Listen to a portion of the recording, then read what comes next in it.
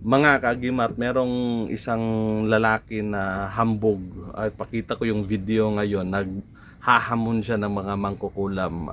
Napakayabang niya. Tingnan natin mga kaagimat kung kaya ba to ng isang mangkukulam. Kaya ba niyang tigalpuin ang mayabang? Check natin. Sa mga mangkukulam, well, kung pwede pong makisuyo, pakikulam niyo po ako. Gusto ko makakita ng ipis na lumalabas sa bunganga ko. O ano na ngayon mga mangkukulam, kaya nyo ba yung mayabang o yung kaya nyo lang yung mga bata? Mga kaya nyo lang kulamin yung mga matanda. Yung mga ano, pang ano lang yun, gayuma lang gagawin nyo, ano ba? Kaya ba nyo yung mayabang kulamin?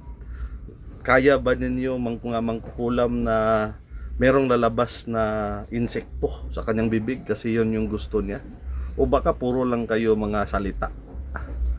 Anong kaya nyong gawin? Bibilib ako sa inyo kung kaya nyong gawin yung sinasabi niya. Oh, seryoso yan. Walang halong biro, hindi po ako nagbibiro. Yung mga mangkukulam, makikisuyo ako sa inyo. Pakikulam nyo po ako, gusto ko makakita ng ipis na lumalabas sa bunganga ko. Gusto ko makakita ng mga parang, anong tawag ito?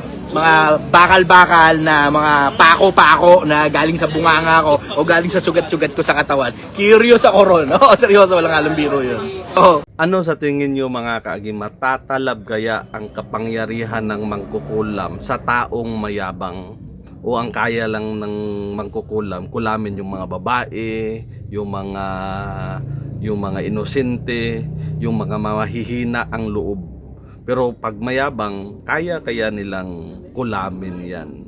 Ano sa tingin nyo mga kaagimat? So ulitin ko, sa mga mangkukulam, pakikulam nyo po ako. Testing lang po natin, baka gumana. Kasi yung gayuman di gumagana eh. Yung kulam hindi rin eh, wala pa akong tsamba eh. Wala pa eh. Oh, see? Kita nyo?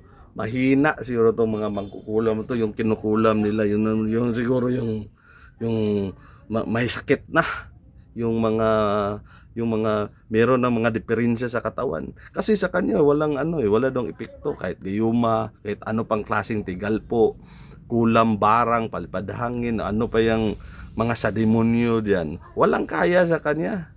So nagpapakita talaga na mahina ang mangkukulam. Bibilib ako sa inyo kung kaya niyo siyang kulamin na magkakasakit siya.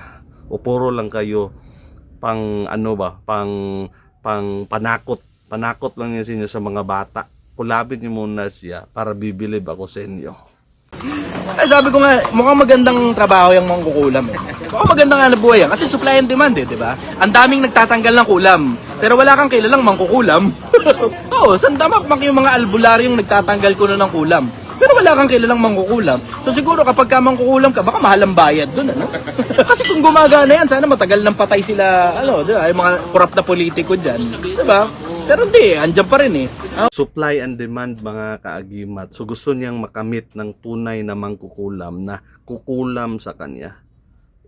Baka puro lang mahina ang mangkukulam ito, walang malakas kasi hanggang ngayon wala pang umubra sa kanya. Kasi pinagtatawanan na niya lang, pati yung mga kaibigan niya, ang mga mangkukulam.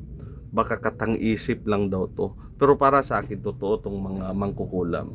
Pero parang pinipili lang nila ang kanilang binibiktima. Yung kaya lang nila.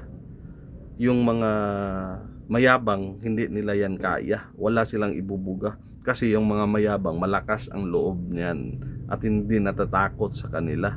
Yung kaya lang nila mabiktima, yung mga natatakot. Kasi parang bully ba, kung malaki ang tao, maliit yung kalaban, pag matakot, tatapang-tapangan sila. Pero pag papalag ka sa bully, hindi ka na nila gagalawin next time kasi papalag pala to. So hindi nila yan kayang ganyan. Yung kaya lang nila na bulihin, yung mabubuli nila, yung hindi iimik, yung hindi papalag, yung walang ikalalaban, walang ibubuga.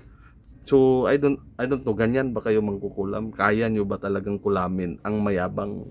Sa mga mangkukulam, well, kung pwede pong makisuyo, pakikulam nyo po ako. Gusto ko makakita ng ipis na lumalabas sa bunganga ko. So mga kaagimat, sa mundo ng kababalaghan at hiwaga, ako ang iyong kaagimat na si Paraon. Marami pong salamat sa inyong panunood.